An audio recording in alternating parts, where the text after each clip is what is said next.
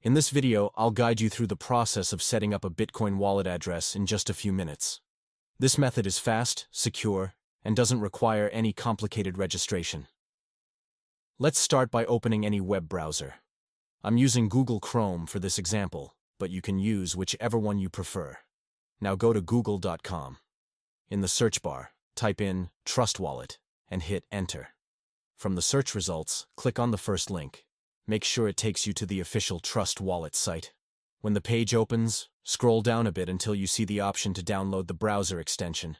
Click on that download option and choose the browser you're currently using. Since I'm on Chrome, I'll go with the Chrome version. If you're on a mobile device, you can also get the app from your App Store. Once the extension page opens, click on Add to Chrome, or whichever browser you're using.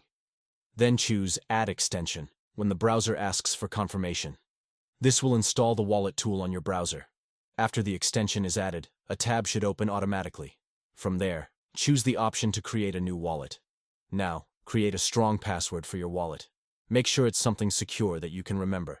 After you enter your password and confirm it, check the box to agree to the terms, and then click Next. If you're asked to back up your wallet at this stage, you can skip that for now by clicking No Thanks. We'll come back to it later. Your wallet will now be ready to use. Go ahead and open it. If any pop-up appears, you can close it.